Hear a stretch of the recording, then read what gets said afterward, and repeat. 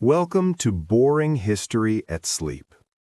Before the full story begins tonight, I want to give you 4 minutes that hold the entire shape of the Mongol Empire, the largest contiguous land empire in human history, built in less than one lifetime by a man who began with nothing. It starts in 1162, or thereabouts, nobody is entirely certain, on the vast, freezing steppe of Central Asia. A boy is born to the wife of a minor Mongol chieftain, clutching a blood clot in his fist, which the shamans take as an omen of greatness. His name is Temujin. His father is poisoned by enemies when the boy is 9. His family is abandoned on the steppe to die. They survived by eating roots, mice, and fish. Temujin grows up learning that the world is violent, that loyalty is everything, and that weakness invites destruction. By the time he is in his 40s, Temujin has done something no one has ever done before. He has unified all the warring tribes of the Mongolian steppe under a single banner. In 1206, the Great Assembly of Tribes proclaims him Genghis Khan, universal ruler. He immediately turned that unified force outward. China falls, Central Asia falls, Persia falls. The great civilizations of the world, kingdoms that had existed for centuries, collapse before the Mongol cavalry in campaigns so fast and so devastating that contemporaries believed the end of the world had come. Genghis Khan dies in 1227, his empire already the largest the world has ever seen. His sons and grandsons keep going. Ogedei takes northern China and invades Russia and Poland, reaching the gates of Vienna before news of his death turns the army back. Hulagu destroys Baghdad in 1258, burning the greatest library in the world, killing the last Abbasid caliph, and ending the Islamic Golden Age in a single week of fire. Kublai Khan conquers southern China and becomes emperor of the Yuan Dynasty, ruling more people than any human being before him. Marco Polo visits his court and comes home with stories nobody believes. And then, surprisingly quickly, it falls apart. The empire splits into 4 competing khanates. The Black Death, traveling along Mongol trade routes, kills a third of Europe and half of the Middle East. The Mongol rulers in Persia and Central Asia convert to Islam and become indistinguishable from the peoples they conquered. The Yuan Dynasty in China is overthrown by a peasant rebellion. By 1370, the unified Mongol Empire is gone, but the world it made, connected, traumatized, transformed, is the world that leads directly to the Renaissance, the age of exploration, and the modern era. Tonight, we tell the whole story. Let us begin. To understand the Mongol Empire, you must first understand the steppe, the vast belt of grassland that stretches from Hungary in the west to Manchuria in the east, covering more than 8,000 kilometers of flat, wind-swept, bitterly cold terrain. This is where the Mongols came from, and this landscape shaped everything about them: their lifestyle, their warfare, their values, and the particular genius that made them the most effective conquerors the world has ever seen. The steppe is not nothing. It is an ocean of grass, and like an ocean, it has its own rhythms and its own dangers. In summer, the grass is green and the herds are fat. In winter, temperatures drop to -40 degrees, and blizzards can kill both animals and people within hours. The people who survived on the steppe survived because they were constantly moving, following their herds of horses, cattle, sheep, and goats across hundreds of kilometers each year in search of fresh pasture. This nomadic lifestyle produced people of extraordinary physical endurance and horsemanship. Mongol children learned to ride before they could walk properly. By the time a Mongol boy was a teenager, he could ride for days without rest, shoot a bow accurately from a galloping horse, and navigate by stars across featureless grassland. These were not skills learned in school, they were skills learned from birth, tested daily, and refined over a lifetime in conditions that eliminated the weak. The political world of the steppe was equally harsh. The Mongols, Tatars, Merkits, Naimans, Kirites, and dozens of other tribal groups competed constantly for pasture, for horses, for women, and for status. Alliance and betrayal were the two primary political tools. A chieftain who lost battles lost followers. People simply moved their yurts to a more successful leader's camp. A chieftain who won battles attracted followers, accumulated horses and livestock, and grew more powerful. Power was personal and fragile, built by success and destroyed by failure. Into this world Temujin was born, a world where his father's poisoning by Tatar enemies and the subsequent abandonment of his family was not unusual. It was simply how the steppe worked. What was unusual is what Temujin made of it. The early life of Temujin, the man who would become Genghis Khan, reads like a story designed to produce either a great leader or a broken man, and for years it was unclear which it would be. His father Yasuge, a minor Mongol chieftain, was poisoned by Tatar enemies when Temujin was approximately 9 years old. The clan's followers, unwilling to remain with a widow and her children through the harsh steppe winter, packed up and left. Temujin, his mother Hoylan, and his siblings were alone on the steppe with almost nothing. Hoylan was remarkable, a woman of fierce determination who kept her family alive through years of grinding poverty on the edge of starvation. She taught her children to gather wild onions and dig for roots, to fish in the frozen rivers, to find food in a landscape where food was desperately scarce. Temujin's early years gave him something that no comfortable upbringing could have provided, an absolute clarity about what mattered, loyalty, strength, and the ability to endure. As a teenager, Temujin began rebuilding. He sought out his childhood blood brother Jamukha, forming an alliance. He found a powerful protector in Togrul, the Kublai Khan, who had been his father's sworn companion. He attracted followers through a combination of personal charisma, genuine generosity to those loyal to him, and the reputation for effectiveness that even early military successes gave him. He rescued his wife Berta when she was kidnapped by Merkit raiders, a campaign that cemented his reputation and demonstrated his military ability. What made Temujin different from other steppe chieftains was not just military skill, but a set of organizational innovations that transformed the nature of steppe warfare. He abolished the traditional tribal system of organizing warriors by clan and family, replacing it with a decimal military organization, units of 10, 100, 1,000, and 10,000 that mixed men from different tribes together, breaking old clan loyalties and creating new loyalties to the unit and to Temujin himself.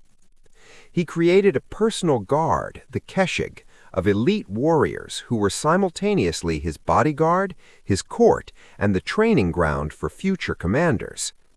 He also adopted a policy unique among steppe leaders of his era. He incorporated defeated enemies into his army rather than killing or enslaving them. Warriors who fought bravely, even against him, were respected and recruited. Those who betrayed their own leaders to join him were executed, because a man who betrayed once would betray again. Loyalty was the supreme virtue. Disloyalty was the supreme crime. By 1206, after years of warfare against every major tribal confederation on the steppe, Temujin had accomplished something that had never been done before in Central Asian history. He had unified all the Mongol and Turkic tribes of the steppe under a single authority. The Great Assembly, the Kurultai, met on the banks of the Onan River in Mongolia, and the assembled chiefs and warriors proclaimed Temujin Genghis Khan. The translation is disputed. Most likely it means something like universal ruler or oceanic ruler, but the meaning was clear. There was one ruler on the steppe now, and his name was Genghis Khan. The Yasa, Genghis Khan's law code, was proclaimed. It was both practical and revolutionary. It guaranteed religious freedom for all peoples under Mongol authority, an extraordinary provision in an era when most rulers considered the imposition of their own religion an obligation.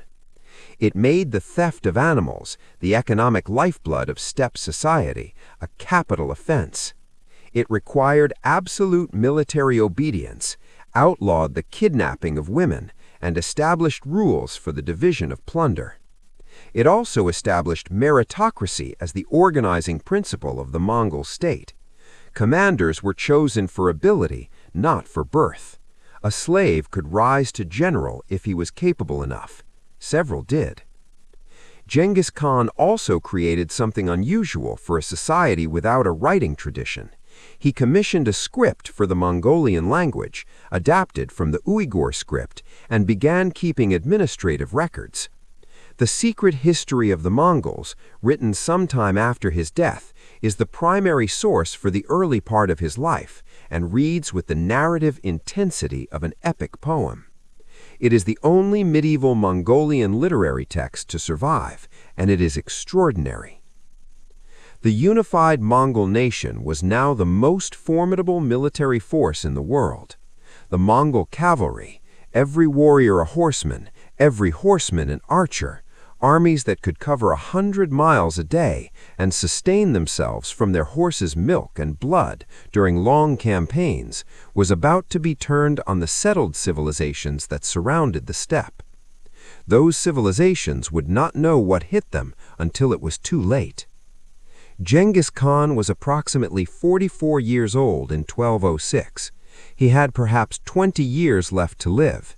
In those 20 years, he would conquer more territory than Alexander the Great, more than the Romans, more than anyone before him. He would do it with an army that rarely numbered more than 100,000 men, facing empires of millions. The first great target of the new Mongol Empire was China, or rather the collection of competing states that occupied the territory we now call China. In 1206, China was not unified. The north was controlled by the Yuan Dynasty, rulers of Jurchen origin who had conquered northern China from the Song Dynasty a century earlier. The northwest was controlled by the Xi-Sha Kingdom, a Tangut state that had maintained independence in the Gansu corridor. And the south remained under the Song Dynasty, which would prove the hardest of all to conquer. The Xi-Sha fell first. Genghis Khan launched 3 campaigns against them between 1205 and 1209, each more devastating than the last. The Xi-Sha had walled cities, something the Mongols, who were steppe warriors accustomed to open battle, initially struggled with. Genghis Khan solved this problem with characteristic pragmatism. He recruited Chinese engineers who understood siege warfare, incorporated them into his army, and used their knowledge to break city walls with catapults, battering rams, and the diversion of rivers to flood fortifications. The Mongols were not too proud to learn from the people they were conquering. The Yuan Dynasty of northern China was a far greater challenge, a sophisticated empire of perhaps 50 million people, with a professional army, walled cities, and centuries of experience fighting steppe nomads. The Great Wall had been built precisely to keep people like the Mongols out. Genghis Khan did not assault the Great Wall. He went around it, through the territory of Xi-Sha, approaching the Jin from a direction they had not fortified. The campaign against Jin began in 1211 and lasted, in its various phases, for over 20 years, outlasting Genghis Khan himself. The Mongol cavalry was devastating in open battle, but the cities of northern China, including the Jin capital Zhongdu near modern Beijing, required years of siege. Zhongdu fell in 1215, and its sack was so complete that travelers passing the site years later reported that the ground was white with human bones and greasy with human fat rendered by the fires. The descriptions are almost impossible to read. The surviving Jin rulers retreated south. The conquest of the remainder of Jin would be completed by Genghis Khan's son Ogedei. But the pattern was established. The Mongols were not simply raiders who took plunder and left. They were conquerors who meant to stay, to govern, and to extract the full resources of the territories they took. The campaign against the Khwarezmian Empire, the great Persian-speaking Islamic state that controlled Central Asia, Persia, and Afghanistan, began with an act of breathtaking arrogance by the Khwarezmian Shah Muhammad II and ended with one of the most complete civilizational destructions in history. In 1218, Genghis Khan sent a trade caravan of several hundred merchants and ambassadors to the Khwarezmian Empire, seeking to open commercial relations. The governor of the border city of Otrar, either suspecting the merchants of spying or simply wanting their wealth, had them arrested and executed. Genghis Khan sent a second embassy demanding justice. Muhammad II had the ambassadors killed, shaving the heads of the Muslim members and beheading the Mongol envoy. Killing an ambassador was the gravest possible diplomatic offense in Mongol culture. Genghis Khan reportedly went alone to a mountaintop, removed his hat, bowed to the ground, and spent 3 days in prayer before returning to announce, "I will go to war." The campaign that followed, from 1219 to 1221, was one of the most devastating military operations in human history. Genghis Khan divided his army into multiple columns that descended on the Khwarezmian Empire simultaneously from different directions, preventing the concentration of defense. The great cities of Central Asia, Samarkand, Bukhara, Merv, Nishapur, Herat, fell one by one. The populations of cities that resisted were massacred. The populations of cities that surrendered quickly were spared or enslaved. The figures given by contemporary sources for the dead are almost certainly exaggerated. Merv supposedly lost 1 million people, Nishapur 800,000, but the scale of destruction was genuinely catastrophic. The elaborate irrigation systems that had made Central Asia's cities possible were deliberately destroyed, turning fertile agricultural land back to desert in some areas. Modern demographic studies suggest the population of Central Asia fell by roughly 75% during the Mongol conquests. Some of it never fully recovered. Muhammad II fled, pursued by a flying column under Genghis Khan's greatest generals, Jebei and Subutai. He died on a small island in the Caspian Sea, reportedly without even a shroud for his burial.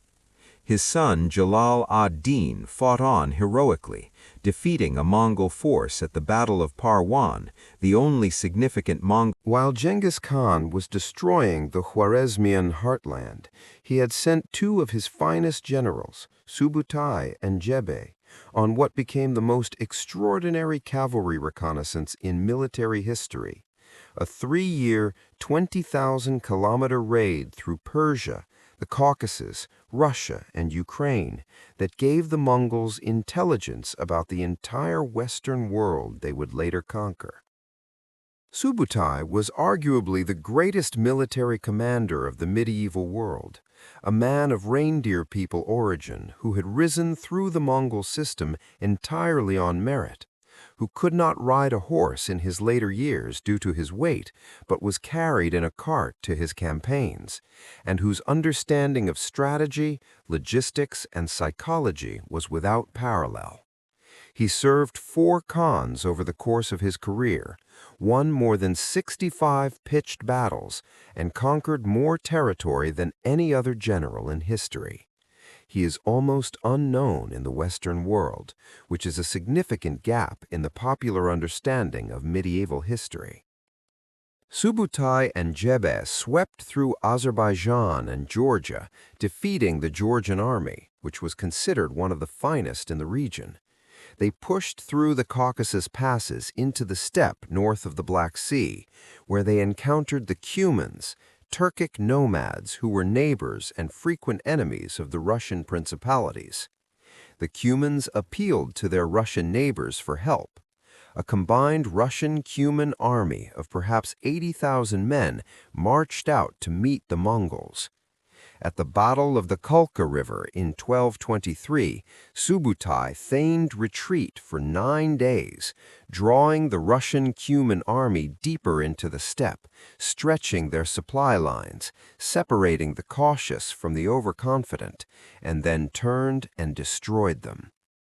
The Russian princes captured alive were placed under boards, and the Mongols held their victory feast sitting on top of the boards, while the princes were slowly crushed to death. It was a deliberate, symbolic act. Noble blood should not be shed, so they were smothered rather than stabbed. Subutai then withdrew east, rejoining the main Mongol force. He had seen Russia. He had tested its armies. He knew exactly where to go, what to expect, and how to destroy it. 14 years later, he came back. Genghis Khan died in August 1227 during the final campaign against the Shisha kingdom that had dared to defy him. The cause of his death is uncertain: a fall from his horse, an arrow wound, typhus, or simply the accumulated weight of age and decades of campaigning. He was approximately 65 years old. By the standards of the steppe, where violent death was common and old age a luxury, he had lived extraordinarily long. He gave instructions that his death should be kept secret until the Shisha capital had surrendered. He wanted no celebrations among his enemies. His body was carried back to Mongolia in a secret procession. According to tradition, the escort killed everyone they met on the road to keep the location of his burial secret. He was buried somewhere in the Khenti Mountains of northeastern Mongolia, in an unmarked grave that has never been found. He had reportedly ordered that his grave should not be marked and that horses should be ridden over it until no trace remained. The secret of his burial place has been kept for 800 years. What he left behind was a state of approximately 13 million square kilometers, stretching from Korea in the east to the Caspian Sea in the west, from Siberia in the north to the Himalayas in the south. He left 4 sons by his principal wife, Berte, Jochi, Chagatai, Ogedei, and Tolu, and had designated Ogedei as his successor. He left a law code, an administrative system, a professional army, and a tradition of expansion that his successors would continue for another generation.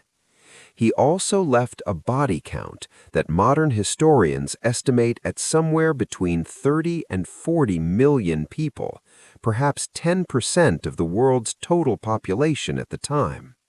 The cities destroyed, the irrigation systems wrecked, the agricultural lands turned to pasture, the scholars and craftsmen killed. The human cost of the Mongol conquests is almost incomprehensible.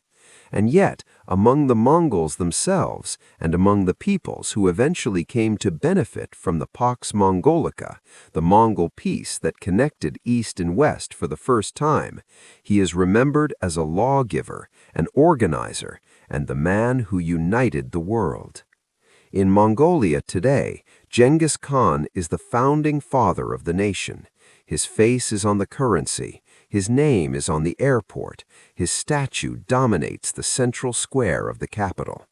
The contradictions of his legacy, greatest conqueror and greatest mass killer, lawgiver and destroyer, unifier and devastator, are not resolved. They are simply held. Because human history does not resolve its contradictions. It contains them. Kublai Khan, who ruled as Great Khan from 1229 to 1241, was not his father. He was jovial, generous to the point of recklessness, and reportedly fond of wine in quantities that alarmed even the Mongols, who were not a particularly abstemious people. But he was a capable administrator and a shrewd judge of the commanders he needed, and under his reign the Mongol Empire expanded to its greatest extent. Kublai completed the conquest of the Yuan Dynasty in China, the campaign that Genghis Khan had begun. The Yuan capital fell in 1234 after a long siege, and northern China was fully incorporated into the empire. Kublai appointed capable administrators, many of them Chinese and Khitan scholars, to manage the enormous revenues of northern China, showing the same pragmatic willingness to use conquered people's expertise that had characterized his father. He also built a capital. Karakorum, in the Orkhon Valley of central Mongolia, was the first fixed capital of the Mongol Empire, a city that rose from nothing on the steppe and became a cosmopolitan center where ambassadors, merchants, craftsmen, and religious figures from across the known world gathered. A Franciscan friar named William of Rubruck visited in 1254 and described a city with 12 idol temples of different nations, 2 mosques, and a Christian church, all within a small walled enclosure. The Mongol Empire was genuinely religiously tolerant, and Karakorum expressed that tolerance physically. But Kublai's most consequential decision was to send Subutai west. In 1236, the great general led a Mongol force of approximately 120,000 warriors into Russia and destroyed it. Ryazan fell. Vladimir fell. Moscow, then a minor town, fell. Kiev, the most important city of medieval Russia, the mother of Russian cities, was reduced to rubble in 1240. A Polish monk who visited the site 2 years later reported that the skulls and bones of the dead lay so thick on the ground that it was impossible to walk without stepping on them. The Mongol army then divided and invaded Poland and Hungary simultaneously. At the Battle of Legnica in Poland in 1241, a combined Polish, German, and Templar knight force was annihilated. Duke Henry II of Silesia was killed. His head was paraded through the streets on a lance. At the Battle of Mohi in Hungary, the Hungarian army was destroyed. Austria and the Adriatic coast were raided. Western Europe was terrified. Then Kublai died, and the army turned back. December 1241. The Mongol army under Subutai stands on the banks of the Danube. Ahead lies Austria, Germany, France, and ultimately the entire Western European world, which has no army capable of stopping them. The Mongol cavalry has just destroyed everything placed against them in Russia, Poland, and Hungary. There is no reason to believe Western Europe would fare any differently. Then news arrives. Kublai Khan is dead. He had drunk himself to death on December 11, 1241, his liver finally giving out after decades of heroic consumption. Under Mongol law and custom, all members of the royal family and senior commanders were required to return to Mongolia for the Kurultai, the great assembly that would choose the next great Khan. Subutai turned his army around. Europe was saved by the death of a man from alcohol poisoning 7,000 kilometers away. The counterfactual What would have happened if Ögedei had lived, if Subutai had continued west, is one of history's most tantalizing. Subutai had already scouted routes into Germany and France. He had never lost a battle. The Mongol logistical system could sustain operations in European terrain. Western European armies were brave, but technically and tactically inferior to what the Mongols had already defeated.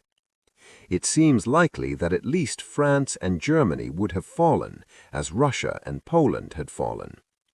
The consequences of a Mongol conquest of Western Europe would have been incalculable.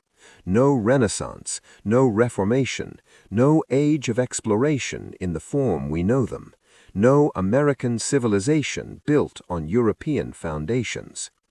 History pivoted on the liver of a man who drank too much. The Mongol army never returned to Western Europe in force. There were raids, but never another full-scale invasion. The moment had passed. The next Kurultai chose Guyuk, Ögedei's son, as Great Khan, but he was unhealthy and died in 1248 after a reign of less than 2 years. Then Mönke, a son of Tolju and grandson of Genghis Khan, became Great Khan in 1251, and the empire entered another phase of extraordinary expansion. The most consequential single event of the Mongol Empire, the one whose effects are most directly felt in the world today, was the destruction of Baghdad in 1258 by Hulagu Khan, grandson of Genghis Khan and brother of the great Khan Mongke. The destruction of Baghdad ended the Abbasid Caliphate, the political and symbolic heart of Sunni Islam for 5 centuries, and shattered the Islamic Golden Age at its height. Baghdad in 1258 was one of the greatest cities in the world. Founded in 762 A.D. by the Abbasid Caliph al-Mansur on the banks of the Tigris River, it had grown to become the intellectual capital of the Islamic world and arguably of the entire planet.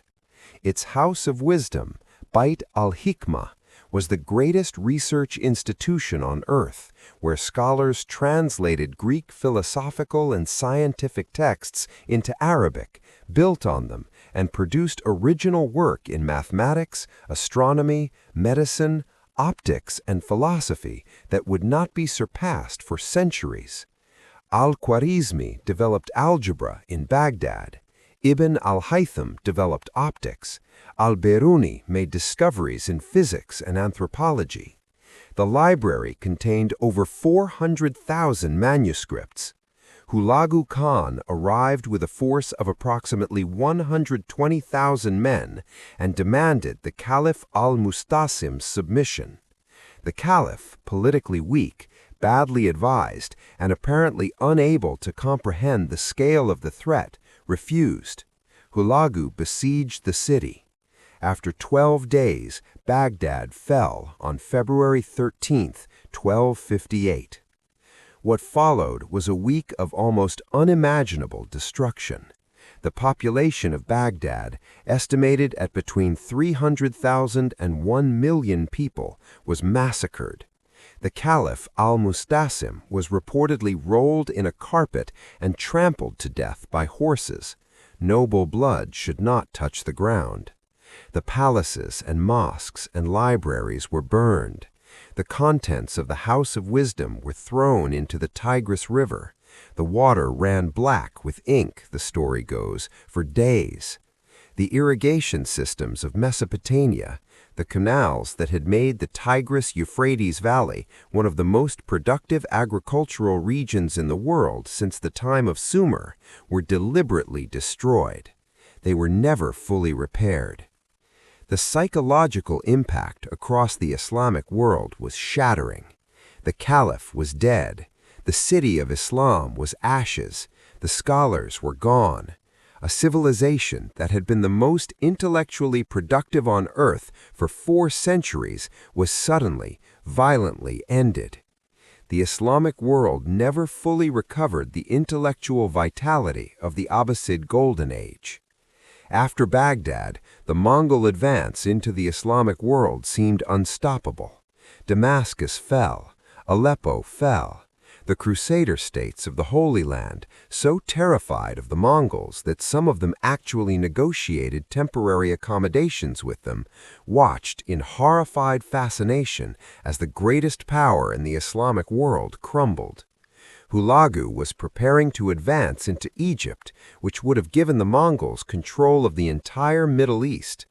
Then, once again, death intervened. The great Khan Möngke died in 1259 during the siege of a city in China. Hulagu, like Subutai before him, was required to return east for the succession.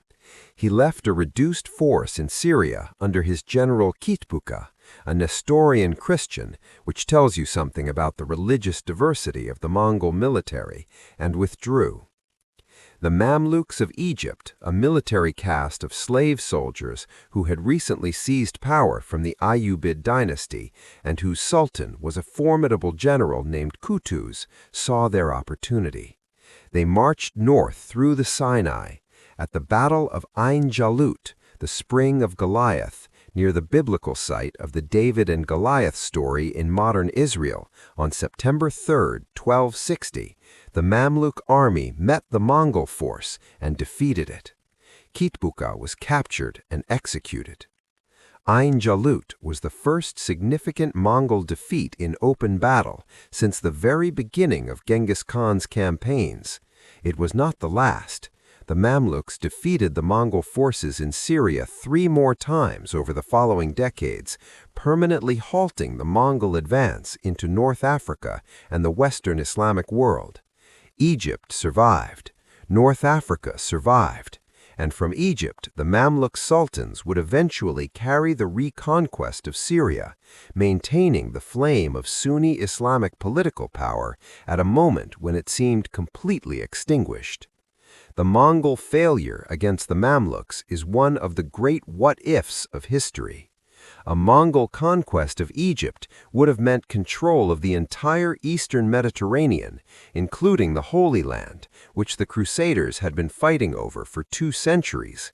It would have ended the Crusades, permanently altered the political geography of the Middle East, and potentially changed the trajectory of Islam, Christianity, and Judaism simultaneously. Ain Jalut mattered.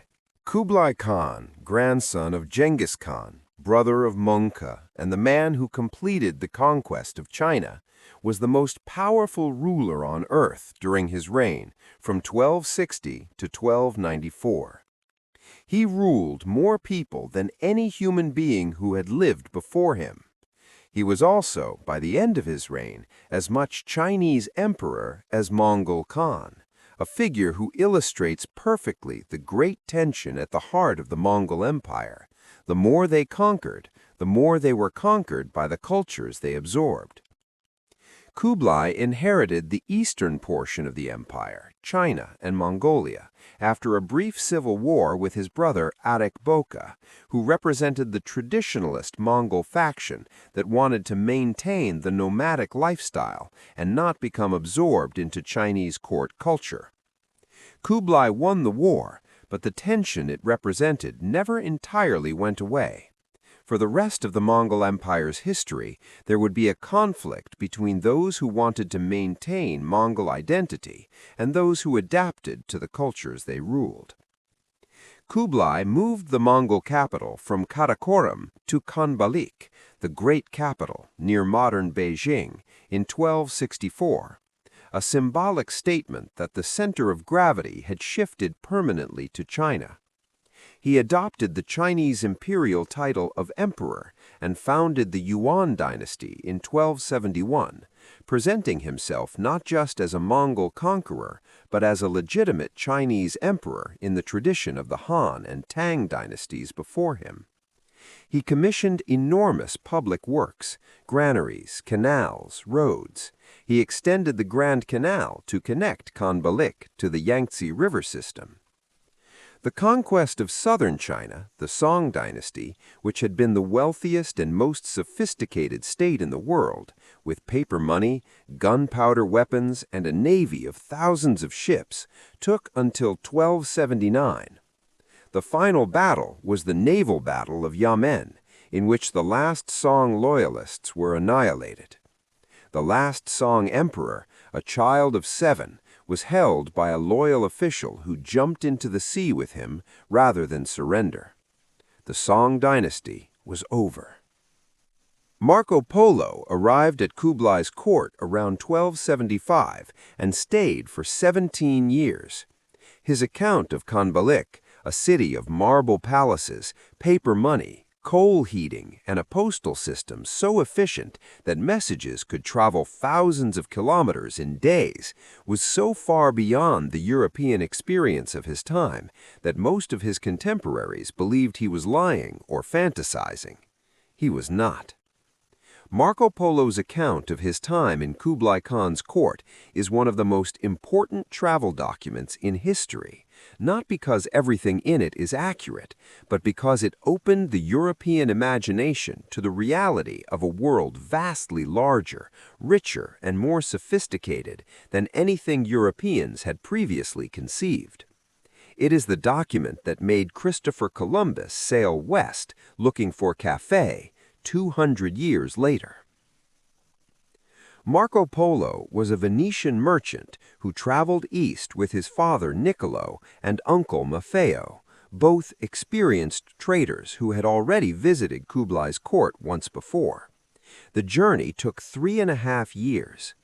They traveled overland through Persia, Central Asia, and across the Pamir Mountains, some of the highest and most brutal terrain on Earth, before descending into China. Marco was approximately 21 when he arrived at Kublai's court. Apparently, Kublai took a liking to the intelligent young Venetian and employed him as an imperial envoy, sending him on missions to various parts of the empire, and apparently valuing his ability to observe carefully and report accurately. Marco traveled to Yunnan in southwestern China, to Burma, to what is now Vietnam, and possibly to India. He served as governor of the city of Yangzhou for 3 years, according to his own account, a claim that Chinese records do not confirm but do not definitively contradict. The account he dictated after his return to a writer of romances named Rustichello da Pisa, while both men were imprisoned in Genoa after a sea battle, covers everything from the geography of the Mongol Empire to the customs of the peoples within it, from the technology of Chinese administration to the animals and plants of the tropics. He describes paper money, which Europeans did not use and initially found incomprehensible.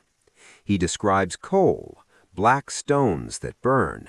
He describes the postal relay system, the canal system, the palace at Khanbalik with its walls of gold and silver.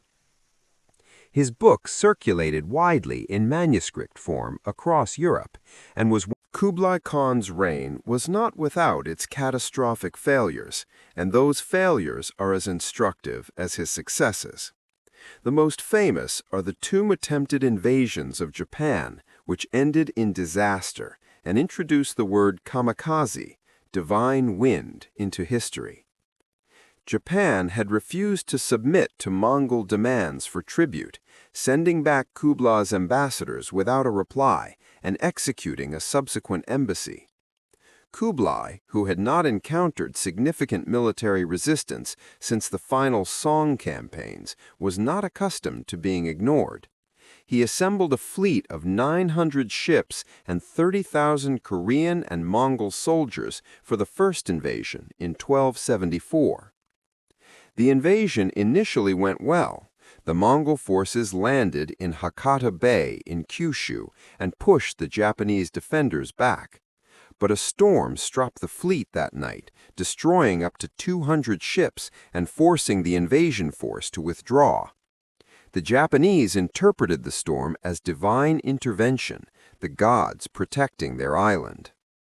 7 years later, Kublai tried again with a far larger force, approximately 140,000 soldiers in 2 fleets approaching from Korea and southern China. The Japanese had spent the intervening years building coastal walls and preparing a fierce resistance. The fleets were delayed by the defenders longer than expected. Then a typhoon struck, a massive storm that sank perhaps 4,000 ships and killed most of the invasion force. The survivors were enslaved or killed on the beaches. The 2 storms, the kamikaze, the divine winds, entered Japanese cultural memory as proof of divine protection, reinforcing a sense of Japanese uniqueness and invulnerability that would persist for centuries. For Kublai, the failures were enormously expensive and politically damaging. The resources consumed by the failed Japanese invasions, plus additional failed campaigns in Vietnam and a disastrous expedition to Java, drained the Yuan Dynasty's finances and contributed to its eventual instability. Kublai died in 1294, overweight, gouty, alcoholic, and grieving the death of his favorite wife Chabi and his chosen heir Zhenjin. He had ruled for 34 years. His successors would rule China for less than 80 years before being overthrown. By the 1260s, the unified Mongol Empire of Genghis Khan's vision had already effectively split into 4 separate successor states, the 4 Khanates, each ruled by different branches of the Chinggisid dynasty. They maintained a nominal acknowledgement of the Great Khan's supremacy, but in practice they were independent powers that frequently warred with each other. The Yuan dynasty of Kublai Khan controlled China and Mongolia, the wealthiest and most populous portion of the empire, and the one that most thoroughly transformed its Mongol rulers into something else. Within 2 generations, the Yuan emperors were more Chinese than Mongol in their culture and governance, even as they maintained the fiction of Mongol ethnic superiority. The Ilkhanate, founded by Hulagu after the destruction of Baghdad, controlled Persia, Iraq, and Anatolia. It was the most culturally complex of the Khanates, ruling over a population that was overwhelmingly Muslim, with significant Christian and Buddhist minorities. The early Ilkhans, including Hulagu himself, were sympathetic to Christianity.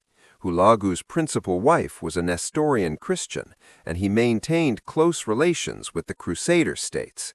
But in 1295, the Ilkhan Ghazan converted to Islam, and within a generation, the Ilkhanate had become a thoroughly Islamic Persian state. The Chagatai Khanate controlled Central Asia, the heartland of the old Khwarezmian Empire, the Silk Road cities of Samarkand and Bukhara, and the steppe regions east of Persia. It was the most traditionally Mongol of the Khanates, maintaining nomadic practices and resisting the cultural absorption that was transforming the Yuan and Ilkhanate. It was also the most turbulent, split between a western portion that was becoming sedentary and Islamicized, and an eastern portion that maintained the old steppe ways. The Golden Horde, the Khanate established by Jochi's line and expanded by Batu Khan, controlled the Russian steppe, modern Ukraine, and the approaches to Eastern Europe. It collected tribute from the Russian principalities for over 2 centuries, shaping Russian political development in ways that historians still debate. The Golden Horde converted to Islam in the early 13th century and became a thoroughly Turkic Islamic state, its Mongol origins preserved mainly in its ruling dynasty's genealogy. One of the most surprising aspects of the Mongol Empire, given its reputation for violence, was its treatment of religion. The Mongols were, by the standards of any medieval civilization, extraordinarily tolerant of religious diversity. They did not persecute religious minorities, did not force conversion, and actively encouraged religious competition at their courts as a form of philosophical entertainment. The reasons were partly pragmatic and partly theological. Pragmatically, the Mongols ruled over an enormous diversity of peoples with different religious traditions: Buddhists, Muslims, Christians of various denominations, Confucianists, Taoists, Jews, Zoroastrians, and the shamanic traditions of the steppe itself. Attempting to impose a single religion on all of them would have been administratively impossible and politically counterproductive. The millet-style tolerance that allowed subject peoples to practice their own religion was simply the most efficient way to govern. Theologically, the traditional Mongol worldview was shamanic, centered on the supreme sky deity Tengri and on the spirits of the natural world, and was genuinely open to the idea that different peoples might approach the divine through different paths. Genghis Khan himself reportedly said that there was one god in heaven as there was one Khan on the steppe, and that all roads to that god were equally valid. Whether he actually said this or whether it was attributed to him later, it captures the Mongol attitude accurately. The result was a court at Karakoram and later Khanbalik that was a genuine religious marketplace. Nestorian Christians, Roman Catholics, Tibetan Buddhists, Muslim Sufis, Confucian scholars, and Taoist priests all sought favor at the Mongol court simultaneously. Kublai Khan invited Tibetan Buddhist lamas to his court and was deeply influenced by them. The Fogspa script used for official Mongol documents was designed by the Tibetan monk Drogon Chogyal Phagpa at Kublai's request. He held formal religious debates as entertainment. He participated in Buddhist, Taoist, Muslim, and Christian festivals simultaneously, apparently finding the contradiction unremarkable. This tolerance had limits. The Mongols did not tolerate political resistance or military defiance. Those were met with annihilation. And in practice, local administrators sometimes imposed their own religious biases. But as a systemic policy, Mongol religious tolerance was genuinely unusual for its era, and represents one of the more admirable aspects of an empire whose military record is dominated by horror. After the initial catastrophic phase of Mongol conquest, something remarkable emerged from the wreckage: the Pax Mongolica, the Mongol Peace, a period of perhaps a century during which the vast territory of the Mongol Empire was governed by a single set of laws, protected by a single military force, and traversable by merchants, diplomats, and travelers with a safety and speed that had never been possible before. The Silk Road, the ancient network of trade routes connecting China to the Mediterranean, had existed for centuries, but had always been fragmented by political boundaries and the varying security conditions of different regions. Under the Mongol Empire, for the first time, a merchant could in theory travel from China to the Black Sea coast under the protection of a single political authority. The Yam system, the Mongol postal relay network, with stations every 30 kilometers stocked with fresh horses, allowed rapid communication across the entire empire. An imperial messenger could cover 300 kilometers in a day. The commercial consequences were enormous. Chinese silk, porcelain, and spices flowed west in greater quantities than ever before. European silver and woolen cloth flowed east. Technologies transferred in both directions. Chinese gunpowder and printing techniques reached the Islamic world and eventually Europe. Islamic astronomical and mathematical knowledge spread further east. The bubonic plague bacterium, Yersinia pestis, also traveled along these routes, with consequences we will discuss shortly. The cultural exchange was equally significant. Persian became the administrative language of much of the empire, connecting the Yuan court in China with the Ilkhanate in Persia through a common bureaucratic tongue. Tibetan Buddhism spread to China, Mongolia, and eventually to the Turkic peoples of Central Asia. Chinese artistic techniques influenced Persian miniature painting.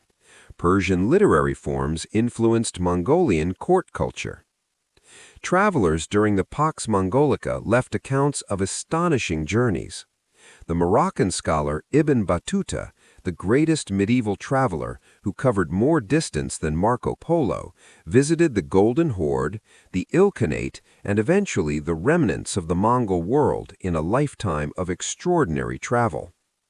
The Franciscan friar John of Plano Carpini traveled to Karakorum in 1245 to 1247, the first documented European to visit Mongolia, and returned with the first detailed European description of Mongol society. The Pax Mongolica created the conditions for one of the greatest catastrophes in human history, the Black Death, the bubonic plague epidemic that swept from Central Asia through the Middle East and Europe between 1346 and 1353, killing approximately one-third of Europe's population and comparable proportions of the Middle East's and Central Asia's. The plague bacterium, Yersinia pestis, is believed to have originated in the rodent populations of Central Asia, possibly the marmots of the Mongolian steppe, which have carried the bacterium for millennia. The Mongol conquest of Central Asia and China and the subsequent commercial integration of the Eurasian landmass through the Silk Road trade routes created the conditions for the bacterium to spread from its endemic reservoir into human populations across the continent. The traditional account places the initial transmission to Europeans at the Siege of Kaffa, a Genoese trading city on the Crimean coast in 1346, when the besieging Mongol force was struck by plague and catapulted infected corpses over the city walls in what was perhaps the first deliberate act of biological warfare in recorded history. Genoese merchants fleeing Kaffa by ship brought the plague to Constantinople, Sicily, and Italy. Within 3 years, it had spread to every corner of Europe. The death toll was staggering. France lost perhaps a third of its population. England lost between a third and half. Some cities in Italy lost 2/3. Egypt lost perhaps a third. The total death toll across Eurasia is estimated at between 75 and 200 million people, the largest pandemic in human history until the COVID-19 pandemic raised the question of comparison. The social consequences of the Black Death were as profound as the immediate death toll. In Europe, the labor shortage created by mass mortality gave surviving peasants unprecedented economic bargaining power, accelerating the collapse of feudalism. The psychological trauma of mass death contributed to new forms of religious anxiety, the flagellant movement, the persecution of Jews as scapegoats, a profound sense that the established order had failed to protect its people. The Black Death is one of the dividing lines between the medieval and early modern worlds, and it traveled on the roads the Mongols built. The Yuan Dynasty in China lasted less than a century after Kublai Khan's death, overthrown not by external conquest but by internal rebellion, the accumulated resentments of a Chinese population ruled by a foreign dynasty that increasingly failed to deliver the competent governments that might have reconciled them to foreign rule. After Kublai's death in 1294, the Yuan throne passed through a rapid succession of emperors, 9 in 35 years, none of whom had Kublai's ability or authority. Court factionalism paralyzed decision-making. The financial system that had rested on paper money collapsed as successive emperors printed more currency to cover their debts, triggering inflation so severe that paper money became nearly worthless. Flooding of the Yellow River in the 1340s created famines that killed millions and displaced millions more. Into this crisis came the Red Turban Rebellions, millenarian uprisings inspired partly by White Lotus Buddhist and Manichaean religious movements that prophesied the imminent arrival of a new cosmic age, and partly by simple desperation among a starving peasant population. The Red Turbans were not a single unified movement, but dozens of regional rebellions that erupted across central and southern China through the 1350s and 1360s. From the chaos emerged one of the most remarkable figures in Chinese history, Zhu Yuanzhang, a peasant of utterly destitute origins who had been orphaned by famine and plague as a teenager, had briefly become a Buddhist monk, and had joined the Red Turbans as a common soldier. Through a combination of military genius, political ruthlessness, and an extraordinary ability to attract talented advisors, Zhu rose from soldier to commander to warlord to emperor. In 1368, Zhu Yuanzhang's forces captured Khanvalik, the Mongol capital, and the last Yuan emperor fled north to the steppe. Zhu declared the founding of the Ming Dynasty, the dynasty of brightness, and became the Hongwu emperor. He reigned for 30 years, transforming China's administration, rebuilding its agricultural economy, and establishing the xenophobic, inward-looking culture that would characterize the Ming for most of its nearly two-century existence. The Mongol century in China was over. The Mongol Empire was gone, but its legacy produced one final eruption of steppe-conquering power, Timur, known in the West as Tamerlane, a Turkic Mongolian commander from Samarkand who claimed descent from Genghis Khan and spent 4 decades rebuilding something like a Mongol empire through methods that were, if possible, even more brutal than the original. Timur was not a Chinggisid. He could not claim the title of Khan because he lacked the necessary bloodline. He ruled instead as emir, commander, behind puppet Chinggisid Khans, maintaining the fiction of legitimacy while exercising real power. He was also deeply Muslim, unlike Genghis Khan, and justified his campaigns partly in terms of Islamic holy war, a justification that required some creative theology, given that most of his victims were fellow Muslims. Between 1370 and his death in 1405, Timur conquered Persia, Iraq, Syria, Anatolia, the Golden Horde, and India, where the sack of Delhi in 1398 killed perhaps 100,000 people in a single day. He built pyramids of skulls outside the cities he destroyed, a signature atrocity that contemporaries recorded with horror. He defeated the Ottoman Sultan Bayezid I at the Battle of Ankara in 1402, the Ottomans we met in our Ottoman Empire story, and captured him, reportedly keeping him in a cage, though later Ottoman historians disputed this detail. And then he turned east. In 1405, at the age of approximately 68, Timur assembled an army of 200,000 men for the conquest of China, which was now under the early Ming Dynasty. He died at Otrar in modern Kazakhstan before crossing into Chinese territory. His empire, which had no institutional structure beyond his personal authority, dissolved immediately after his death. What Timur left behind was devastation and, paradoxically, cultural patronage. His capital, Samarkand, which he had made the most magnificent city in Central Asia, importing craftsmen and scholars from every conquered city, was a center of extraordinary Islamic art and architecture. The Timurid court produced some of the finest Persian poetry and miniature painting of the medieval period. Destruction and beauty, side by side, as they so often were in the Mongol world. The story of the Ilkhanate, the Mongol successor state in Persia and Iraq, is the story of conquerors being conquered by culture, of warrior nomads being transformed into Persian Islamic rulers within the space of 2 or 3 generations.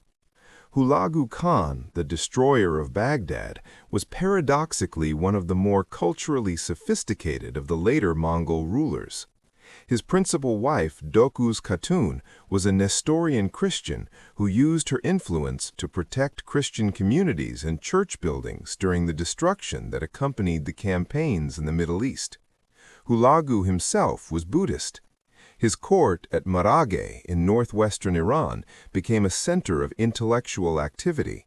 He built the Marageh Observatory, where the great astronomer Nasir al-Din al-Tusi worked and produced astronomical tables that would eventually influence Copernicus. The transformation began with Hulagu's successor, Abaka, who maintained the Nestorian Christian and Buddhist orientation of the early Ilkhanate while also employing Muslim administrators for the practical work of governance. He sent embassies to the Pope and the kings of Europe, proposing a joint crusade against the Mamluks, the Mongol Christian alliance against Islam that nearly came into being. It ultimately did not, partly because of European hesitation, and partly because the Ilkhanate itself was rapidly Islamicizing. In 1295, the Ilkhan Ghazan converted to Islam, and everything changed. Ghazan was also a capable reformer who reorganized Ilkhanate administration, reformed the currency, reduced the arbitrary taxation that had devastated Persian agricultural production, and sponsored the great Persian historian Rashid al-Din to write a universal history of the Mongols and the world, the Compendium of Chronicles, one of the most important historical works of the medieval period. Within 2 generations of Ghazan's conversion, the Ilkhanate was functionally indistinguishable from a Persian Islamic sultanate. The Mongol rulers spoke Persian, patronized Persian poetry and art, built mosques rather than Buddhist temples, and governed through the existing Persian administrative tradition. When the Ilkhanate finally dissolved in 1335 after a succession crisis, it dissolved into a collection of Persian successor states that showed almost no trace of their Mongol origins. The role of women in the Mongol Empire is one of the most surprising and underappreciated aspects of Mongol history. In a civilization celebrated primarily for its male warriors and conquerors, Mongol women, particularly the great Khatuns, the wives and mothers of the Khans, exercised real political power in ways that were extraordinary by the standards of any medieval civilization. The foundations of this female power were structural. The Mongol economy of the steppe required women to manage the household, the ger, the animals, the children, the food production, while men were absent on campaigns that could last years. A Mongol woman ran a complete economic operation. She was not a dependent of her husband. She was the manager of his household economy. When her husband was Khan, the political dimension of this management was enormous. The Khatun supervised the Khan's household establishment, which included not just family, but hundreds of servants, officials, and dependents. She had her own treasury, her own household troops, her own administrative staff. She received ambassadors, granted audiences, and corresponded with foreign rulers on her own authority. Huwailin, Genghis Khan's mother, kept her family alive on the steppe through years of abandonment after her husband's death, and was honored by Genghis Khan for the rest of his life as a model of strength and endurance. Berte, his principal wife, was his closest political advisor and the mother of his 4 sons. Her kidnapping by the Merkits and her rescue had been the event that launched his military career. He reportedly consulted her on major decisions throughout his life. The most powerful woman in Mongol history was arguably Toregene Khatun, wife of Ogadei Khan, who served as regent of the entire Mongol Empire for 5 years after Ogadei's death in 1421, while the Kurultai debated the succession. She effectively ruled the largest empire on earth in 1421, managing its bureaucracy, conducting its diplomacy, and eventually securing the throne for her son, Gyuk. A woman serving as regent of an empire encompassing most of the known world in 1421 is not the image of the Mongol world that most people carry, but it is accurate. The question of how the Mongols, a relatively small population of nomadic pastoralists, managed to conquer more territory than any other empire in history is one that military historians have been studying for centuries. The answer involves technology, tactics, logistics, psychology, and a set of organizational innovations that were genuinely revolutionary. The Mongol horse was the foundation of everything. The Mongolian horse is small, barely 14 hands, tough, cold-resistant, and capable of surviving on grass alone through a Mongolian winter by pawing through snow to reach the grass beneath. Every Mongol warrior traveled with multiple horses, typically 3 to 5, which allowed him to switch mounts frequently and maintain speed over distances that would exhaust any cavalry force with a single horse per rider. The Mongol army moved at a speed that its enemies consistently found incomprehensible. A force of 100,000 men could cover 100 kilometers per day. The Mongol composite bow was the most effective ranged weapon of the medieval world, made of layers of bone, sinew, and wood glued together and shaped under tension. It had a draw weight of roughly 160 pounds, far more powerful than the English longbow, and an effective range of over 300 meters from horseback. A Mongol warrior trained from childhood to shoot accurately while riding at full gallop, shooting in any direction, including backward, the famous Parthian shot, was a weapon system of extraordinary lethality. Mongol tactics combined the bow with mobility in ways that conventional armies could not counter. The standard attack opened with a shower of arrows at long range, disrupting enemy formations and killing horses. As the enemy advanced or attempted to close, the Mongols retreated, the feigned retreat drawing the enemy out of formation, stretching their line, separating the brave from the cautious. Then the Mongols turned, enveloped the disordered enemy from multiple sides, and destroyed them. The psychological dimension was as important as the physical. The Mongols systematically used terror as a strategic weapon, offering cities the choice of immediate surrender and relatively mild treatment, or resistance and total annihilation. Cities that surrendered quickly were spared. Cities that resisted were destroyed utterly, and their example publicized. The result was that many cities surrendered without a fight, simply because the alternative was too terrible to contemplate. Terror reduced the cost of conquest while accelerating its speed. The Silk Road, the ancient network of trade routes connecting China to the Mediterranean, reached its greatest extent and its highest traffic density during the era of the Mongol Empire. The Pax Mongolica did not create the Silk Road, but it transformed it from a fragmented series of regional routes into something approaching a single, unified commercial highway spanning the entire Eurasian landmass. The term Silk Road itself was coined by the German geographer Ferdinand von Richthofen only in 1877. The ancient merchants who traveled it had no single name for the route. And it was never a single road, but a network of routes, through oases, across mountains, along river valleys, that varied by season, by political conditions, and by the preferences of individual merchants. Silk was one of many commodities traded: spices, glassware, cotton textiles, gunpowder, precious metals, horses, and slaves all moved along the same routes. Under the Mongols, the commercial infrastructure of the Silk Road was systematically maintained and expanded. The Yam postal relay system, with stations every 30 kilometers, also served as rest stops for merchants. Caravanserais, roadside inns providing shelter, food, and fodder for animals, were built and maintained at regular intervals. The Mongol trading partnerships, called ortak, provided commercial credit, a form of medieval banking, to merchants operating across the empire.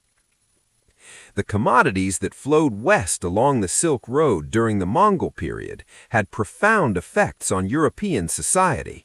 Chinese porcelain, previously a luxury available only to the extremely wealthy, became available in larger quantities and influenced European ceramic traditions. Chinese silk patterns influenced Italian textile design. Paper-making techniques spread from China through the Islamic world to Europe, enabling the eventual printing revolution of the 15th century. Chinese playing cards became European playing cards. And flowing east, European silver funded the expansion of trade. The demand for Chinese and Indian goods in Europe was insatiable, and it was paid for largely in silver from European mines. This outflow of European silver to Asia was one of the economic drivers behind the eventual European search for a direct sea route to Asia, the voyages of Vasco da Gama and Christopher Columbus. The Mongol trade connections were the distant cause of the age of exploration. Modern Mongolia is a landlocked country of roughly 3 million people sitting between Russia and China. Small, sparsely populated, and acutely aware of both its extraordinary past and its complicated present. The relationship between contemporary Mongolia and the legacy of Genghis Khan is unlike anything else in the modern world. For most of the 20th century, Mongolia was the Mongolian People's Republic, a Soviet satellite state that suppressed the cult of Genghis Khan as a feudal relic inconsistent with socialist values. Mentioning his name in certain contexts was discouraged or prohibited. The manuscripts and historical records associated with the Mongol period were restricted. An entire generation grew up in a country that officially downplayed the founder of its civilization. With the democratic revolution of 1990 and Mongolia's emergence as an independent democracy, the rehabilitation of Genghis Khan was immediate and total. His image appeared on currency and postage stamps. The international airport in Ulaanbaatar was renamed Genghis Khan International Airport. The central square of the capital, Sukbatar Square, was renamed Chinggis Square. A massive equestrian statue of Genghis Khan, 40 meters tall, the largest equestrian statue in the world, was erected on the steppe outside the capital, gleaming silver and visible for kilometers. The Mongols also have a genetic claim to uniqueness. A 2003 genetic study found that approximately 8% of men across a wide swath of Asia, roughly 16 million people, carry a Y chromosome haplotype that appears to have originated with a single individual living in Mongolia approximately 1,000 years ago. The timing and the geographic distribution centered on Mongolia strongly suggest that this individual was Genghis Khan or a close male relative. The conqueror's genes are still moving through the population of Asia 1,000 years after his death. Mongolia today navigates carefully between its giant neighbors, Russia to the north, China to the south, trying to maintain sovereignty and identity as a small democracy between two authoritarian powers. Its greatest natural resources are minerals, coal, copper, gold, that Chinese companies are eager to exploit. Its greatest cultural resource is the memory of the world empire that its people built 800 years ago. The tension between those two realities defines contemporary Mongolian politics as much as any policy question.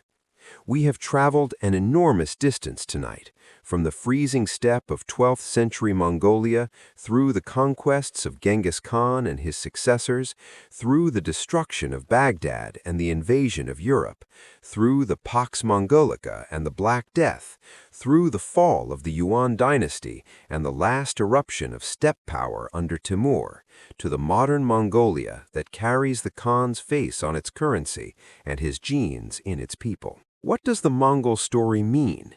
Not just as a catalogue of conquests and catastrophes, but as a human story. What does it tell us?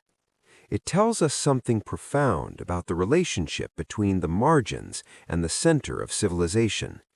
The Mongols came from outside the agricultural civilizations, outside the cities, outside the written traditions, outside the religious establishments. They were despised by the civilized peoples who surrounded them. And from that marginal position, they built the largest empire in history. The lesson is not that violence works, though the Mongol story demonstrates with terrible clarity that it does. The lesson is that the energy and the capability to transform the world can come from unexpected places, from people whom established civilizations have overlooked or dismissed. It tells us something about the fragility of civilization. Baghdad, with its 4 centuries of accumulated wisdom, its hundreds of thousands of manuscripts, its tradition of scientific inquiry that was ahead of any other culture on earth, all of it was destroyed in a week. The House of Wisdom, which had taken generations to build, was thrown into the Tigris River in a day. Civilization is not a permanent achievement. It is a fragile thing, dependent on the continuation of conditions that cannot be guaranteed. And it tells us something about connection and consequence. The Mongols connected east and west for the first time, and from that connection came the Black Death, which killed 1/3 of Europe, and also the Silk Road's golden age, which gave Europe paper and porcelain, and the vision of Asian wealth that drove the age of exploration. Connection is not inherently good or bad. It is amplification. It makes things move faster, reach further, and have larger consequences, both catastrophic and wonderful. The Mongol Empire was many things: a military achievement without parallel, a civilizational catastrophe of the first order, an accidental connector of worlds, a brief flowering of tolerance and meritocracy within a framework of terror, a lesson in how quickly the largest empires can dissolve, and the story of a boy abandoned on a steppe who changed the world. Good night. 800 years after his death, Genghis Khan remains one of the most controversial figures in human history. Simultaneously revered as the greatest leader and nation-builder who ever lived, and condemned as the greatest mass killer before the industrial age. Both assessments are defensible. Both are incomplete. The full truth is more complicated and more interesting than either. The case against Genghis Khan requires almost no argument. The death toll of the Mongol conquests is estimated at between 30 and 40 million people, perhaps 10% of the world's entire population. The destruction of Baghdad ended a cultural golden age that might otherwise have continued for centuries.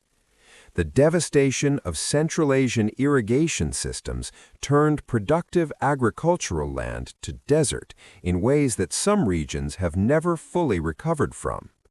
By any measure of human suffering, the Mongol conquests rank among the greatest catastrophes in history. The case for Genghis Khan is more unexpected. He created the first postal system connecting East and West. He established religious tolerance as state policy centuries before most European states considered it. He promoted on merit rather than birth, a revolutionary meritocracy in an era of hereditary privilege. He created the legal framework of the Yasa, which provided predictable law across an enormous territory. The Pax Mongolica connected civilizations that had previously been isolated from each other, enabling exchanges of technology, culture, and ideas that accelerated human development. In Mongolia today, none of the ambivalence felt elsewhere is present. Genghis Khan is simply the founder, the man who took a collection of starving, feuding tribes and made them the rulers of the world. Mongolian nationalism is inseparable from Genghis Khan's memory. His face is everywhere. His name is invoked as a symbol of Mongolian pride and capability.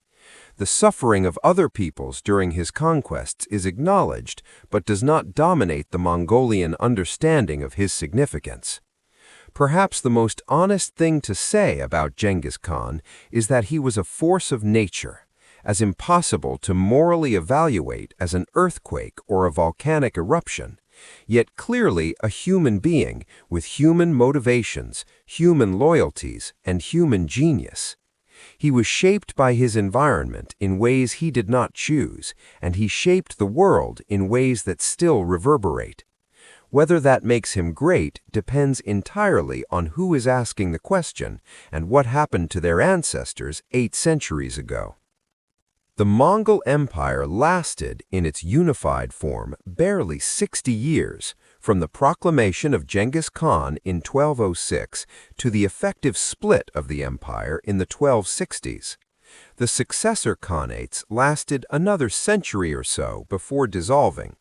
By the standards of Rome, China, or the Ottoman Empire, the Mongol political achievement was brief, but its consequences were permanent. The most direct political legacy was the modern states of Mongolia and the countries that emerged from the khanates. Kazakhstan, Uzbekistan, and the other Central Asian republics are in significant part the heirs of the Chagatai Khanate and the Golden Horde. Iran's borders, its Shia Islamic identity, and its Persian cultural tradition were all shaped by the Ilkhanate period. Russia's historical attitude towards centralized authority and its suspicion of the West were shaped in part by the Mongol experience. China's Ming Dynasty was defined partly by its reaction against the Yuan, its introversion, its xenophobia, its emphasis on Chinese identity, as much as by its own traditions.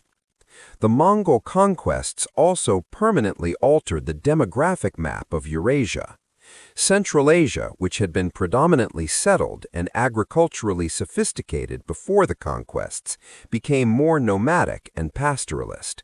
The destruction of irrigation systems and the killing of agricultural populations meant that in many areas, the only viable lifestyle was the nomadic herding that the Mongols themselves practiced. The linguistic map of Central Asia shifted from predominantly Iranian languages to Turkic languages, as Turkic-speaking peoples moved into territories depopulated by Mongol conquest. The most profound legacy may be the interconnection of the world, the creation of a Eurasian network of trade, communication, and cultural exchange that made the subsequent centuries of global development possible. The Renaissance was partly fueled by the rediscovery of classical Greek texts that had been preserved in Arabic translation in the Islamic world and transmitted west during the period of Mongol-facilitated contact.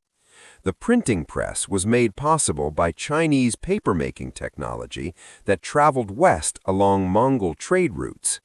The age of exploration was motivated in significant part by the desire to reach the wealthy Asian markets that Marco Polo had described.